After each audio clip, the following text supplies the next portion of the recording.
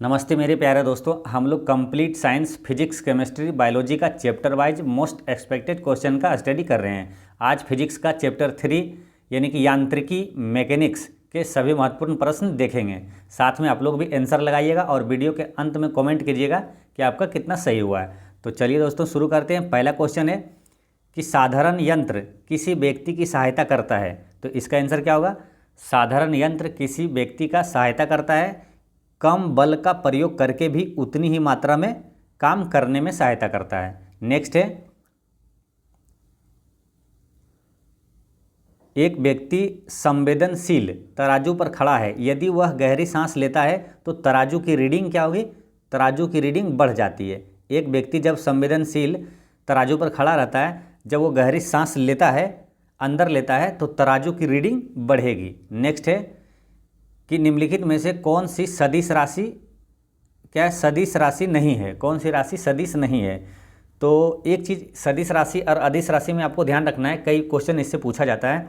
तो सदिश राशि में एक चीज़ ध्यान रखें कि जितना बो वाला आएगा, यानी कि बो जिसमें रहेगा ना, वो सदिश राशि रहेगा। अधिकतर बो वाला या तो आधा बो हो या तो पूरा बो हो, ये सब क्या है? सदिश राशि रहेगा।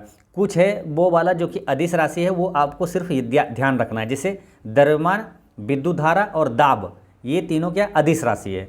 इसको याद रखना है हमेशा।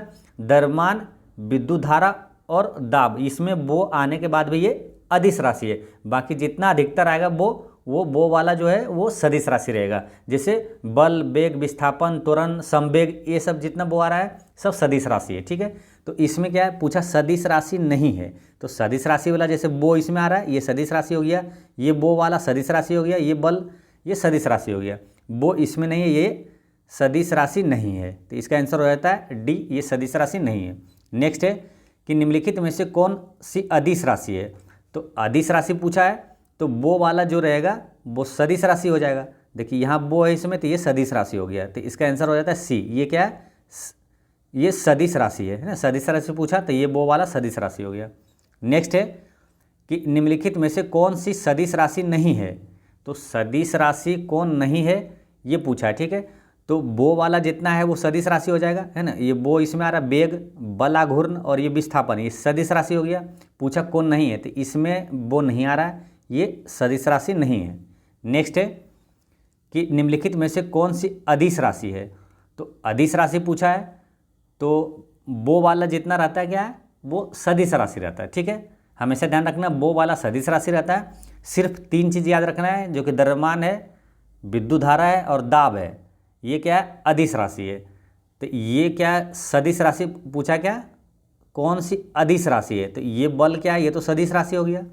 ठीक है, नेक्स्ट ऑप्शन में है कि दाब, तो दाब क्या है? अदिश राशि है। ठीक है, दाब तीन बताए थे आपको, द्रव्यमान, विद्युत धारा और दाब, इसमें वो आने के बाद भी ये अदिश राशि है। तो पूछा अदिश राशि कौन सा है? तो ये अदिश राशि है। तो आंसर हो गया इसका बी। नेक्स्ट है कि निम्नलिखित में से कौन सी एक सदिश राशि है? तो सदिश राशि जो है वो वाला देखेंगे कौन सा है? तो ये संवेग है, इसमें वो है, इसमें वो है। तो लेकिन ये दाब जो है ये अदिश है, बाकी ये संवेग वाला है, ये सदिश राशि हो गया। इसका आंसर ए हो गया। नेक्स्ट है कि पदार्थ के संवेग और वेग के अनुपात में कौन सी भौतिक राशि प्राप्त की जाती है?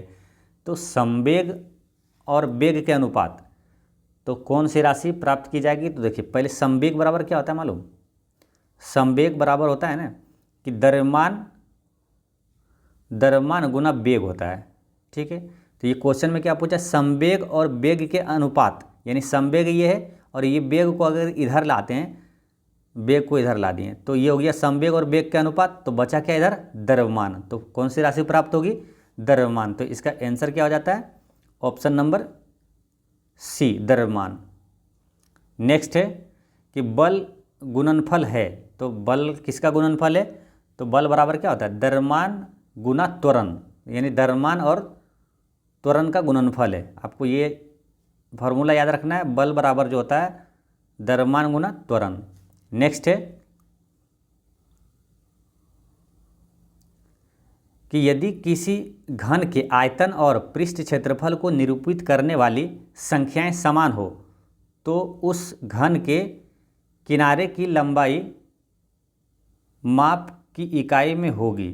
तो एक बार क्वेश्चन को फिर से समझ लीजिए, है ना, कि यदि किसी घन के आयतन, यानी कि घन का आयतन क्या होता है, मान के चलिए भुजा अगर ये है तो घन का आयतन क्या हो गया, भुजा क्यू। घन का आयतन और पृष्ठ क्षेत्रफल को निरूपित करने वाले, तो पृष्ठ क्षेत्रफल क्या होता है, 6 इंटू भुजा स्क्वायर, ये हो गया। पृष्ठ क्षेत्रफल को निरूपित करने वाली संख्याएं दोनों समान हो, तो ये क्या बोल रहा है, ये समान हो, तो उस घन के किनारे की लंबाई माप की इकाई में क्या होगी, यानी कि वो जो घन के किनारे यानी कि भुजा की लंबाई पूछा जा रहा है। ठीक है, तो ये देखिए ए की स्क्वायर यहाँ 2 है और 2 इसमें से कट जाएगा तो इसमें कितना 1 बचेगा, तो यानी कि ए बराबर कितना हो गया 6, किनारों की लंबाई कितना हो गया 6, तो इसका आंसर क्या हो जाता है, 6 कहाँ है, ऑप्शन नंबर डी में है, तो इसका आंसर हो गया option number D. Next question है कि ऊर्जा संरक्षण का आशय है, तो ऊर्जा संरक्षण का नियम क्या कहता है कि ऊर्जा का ना तो सृजन हो सकता है और ना ही विनाश हो सकता है, इसका आंसर क्या होगा डी। नेक्स्ट क्वेश्चन है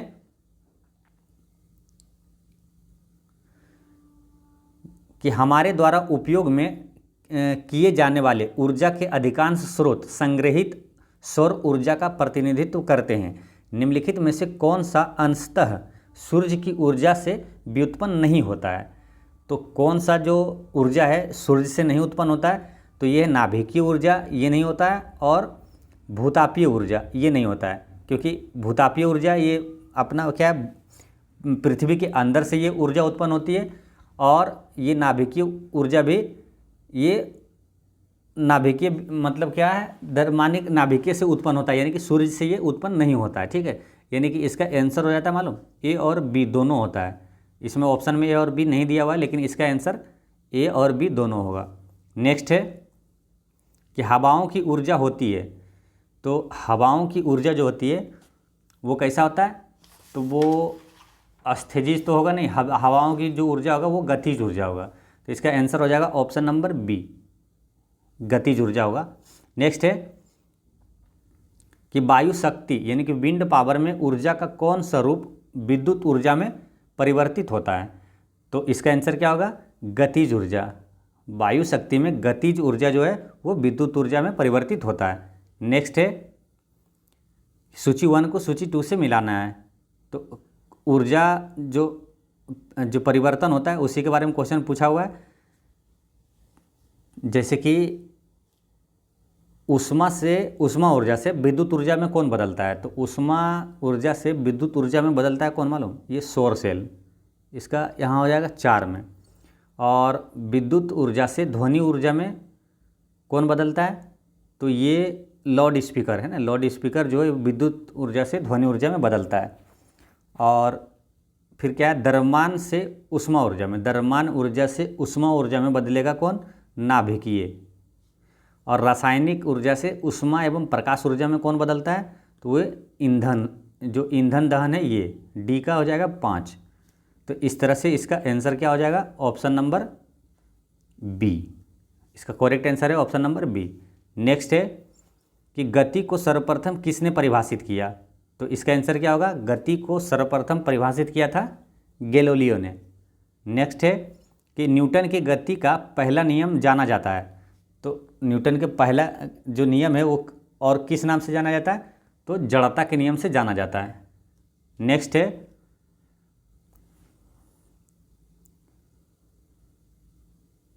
एक ट्रेन जैसे ही चलना आरंभ करती है उसमें बैठे हुए यात्री का सिर पीछे की ओर झुक जाता है, इसका कारण क्या है, तो इसका आंसर क्या होगा, एक ट्रेन जैसे ही चलना आरंभ करती है तो उसमें बैठे हुए यात्री का सिर पीछे की ओर झुक जाता है, तो इसका कारण होता है अस्थिरता का जड़त्व, ऑप्शन नंबर ए। नेक्स्ट है कि अस्थित विज्ञान निम्नलिखित में से किससे संबंधित है, तो इसका करेक्ट आंसर है विश्राम की स्थिति। जो अस्थित विज्ञान है ये किससे संबंधित है, ये विश्राम की स्थिति से संबंधित है। नेक्स्ट क्वेश्चन है, इसमें कथन ए में दिया हुआ, एक पूर्णतः घर्षणहीन पृष्ठ पर खड़ा एक व्यक्ति सीटी बजाने से अपने को गति में ला सकता है। कारण में दिया हुआ है, यदि किसी तंत्र पर कोई बाह्य बल क्रियाशील नहीं हो तो इसका संवेग एच परिवर्तित नहीं हो सकता है, तो इसका आंसर क्या होगा, तो इसका करेक्ट आंसर है कि ए और आर यानी कि कथन और कारण दोनों सही है, ठीक है, लेकिन आर जो है वो ए का स्पष्टीकरण नहीं है। तो इसका आंसर क्या हो जाता है? बी। नेक्स्ट क्वेश्चन है कि सड़क पर चलने की अपेक्षा बर्फ पर चलना कठिन है, क्यों? तो ऑप्शन चारों देखिए कि सड़क पर चलना की अपेक्षा बर्फ पर चलना कठिन होता है। तो इसका आंसर आप आसानी से टिक कर सकते हैं, है ना। इसका करेक्ट आंसर हो जाएगा कि बर्फ में जो है ये सड़क की अपेक्षा घर्षण कम होता है। तो इसका आंसर क्या हो गया? डी। नेक्स्ट क्वेश्चन है निम्न कथन पर तथा उससे निकाले गए निष्कर्ष पर विचार करिए तथा बताइए कि कौन सा निष्कर्ष सही है।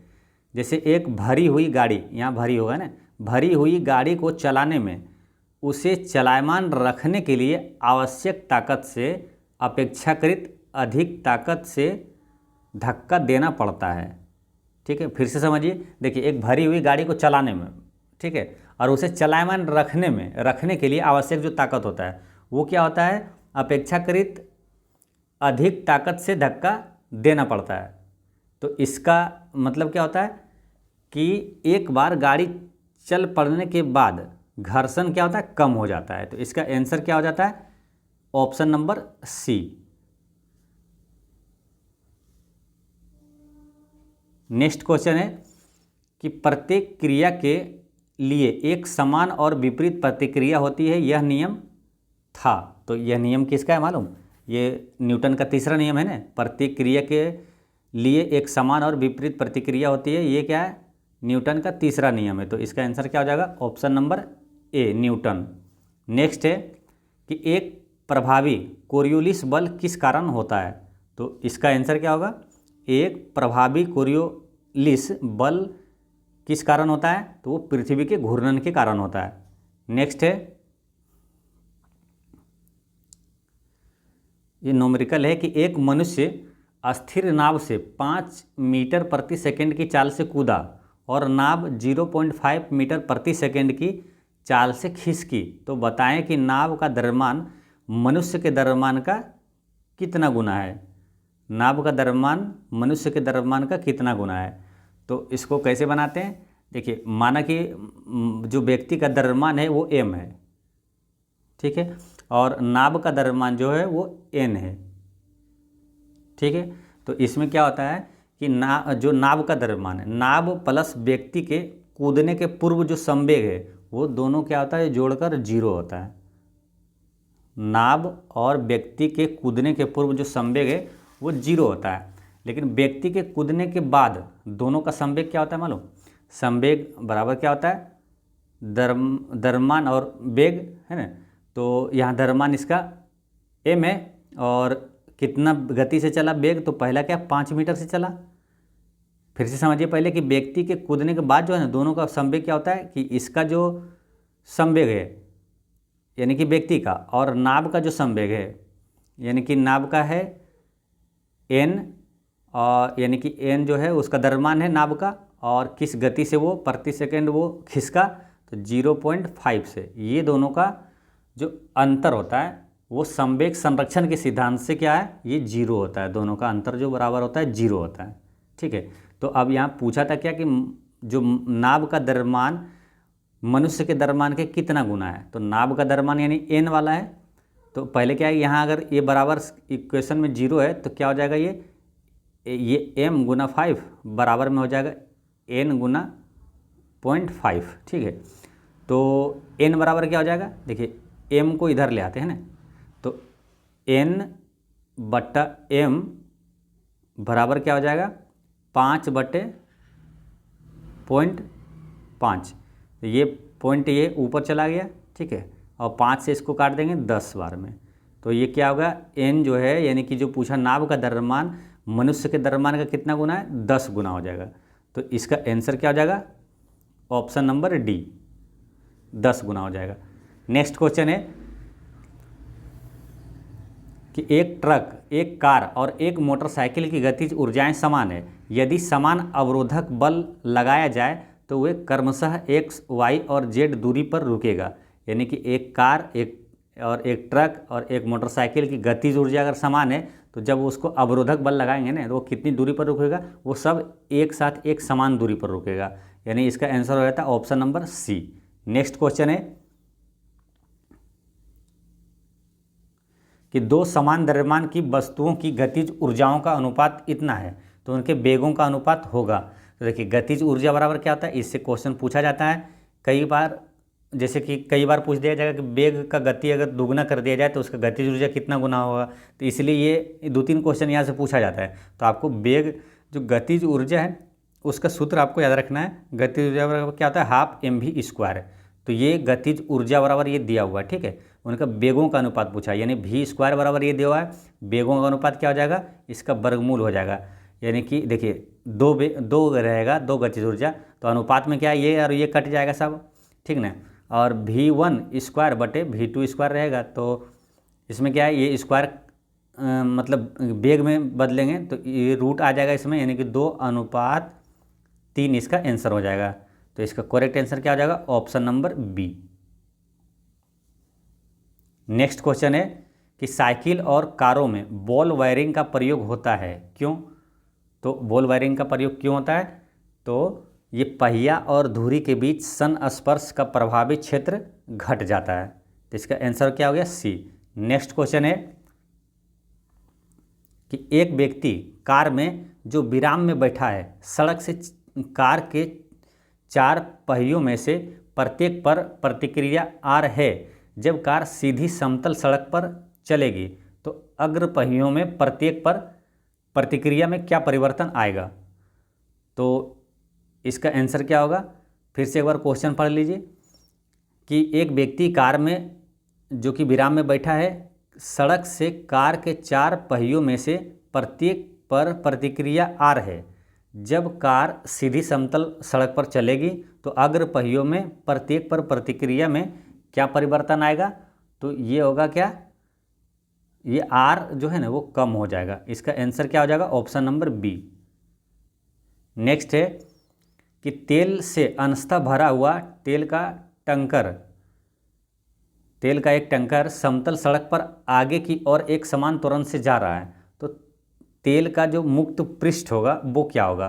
तो इसका आंसर है कि क्षैतिज से इस प्रकार आनत होगा कि पिछले सिरे पर अधिक गहराई होगी, ठीक है। एक बार फिर समझिए कि तेल से अंशतः भरा हुआ तेल का एक टैंकर समतल सड़क पर आगे की ओर एक समान त्वरण से जा रहा है, तो तेल जो उसके अंदर तेल है, तेल का मुक्त पृष्ठ क्या होगा, तो क्षैतिज से इस प्रकार आनत होगा कि पिछले सिरे पर अधिक गहराई होगी।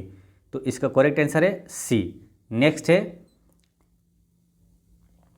कि निम्न कथनों पर विचार कीजिए। एक तीक्ष्ण यानी कि एक तीव्र वृत्ताकार पथ पर तीव्र गति से जाता हुआ 4 पहियों वाला वाहन क्या होता है, तो उसकी क्या होता है यहाँ पर गुण, एक तीक्ष्ण वृत्ताकार पथ पर तीव्र गति से जाता हुआ 4 पहियों वाला वाहन जो है वो क्या होता है, बाहर पहियों पर